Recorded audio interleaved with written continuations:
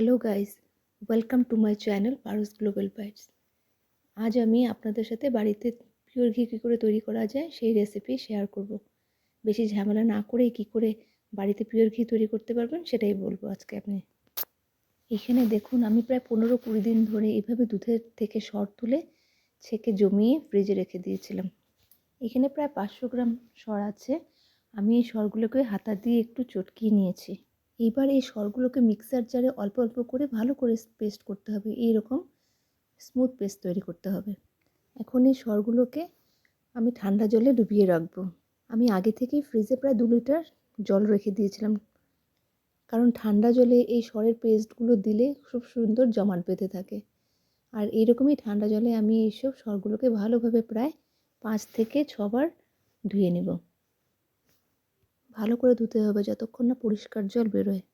আমি প্রতিবারই এইভাবে ঠান্ডা জল দিয়ে ধুয়েছি। 5-6 বার ধুতেই হয় মোটামুটি।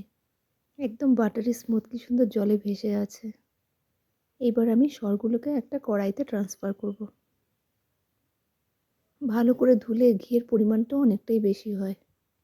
এখন আমি গ্যাসটাকে অন করে কড়াইটা বসিয়ে দিব আর কন্টিনিউয়াসলি আমি নাড়াতে থাকবো। এখন দেখো পেস্টটা পাতলা হতে শুরু করেছে।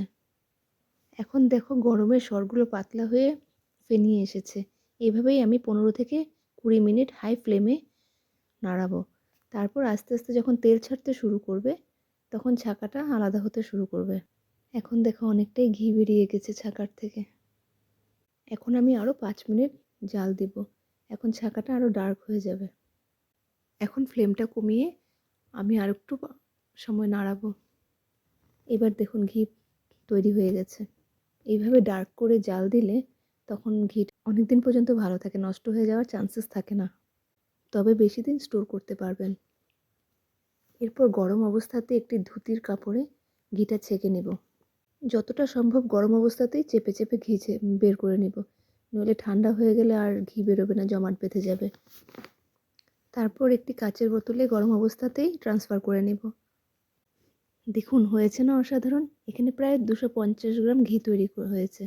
আপনাদের কেমন লেগেছে এই ঘিয়ের রেসিপি? খুব কম পরিশ্রমে এতগুলো ঘি তৈরি করেছি। একদিন রাখার পরে এভাবে জমাট বেঁধেছে।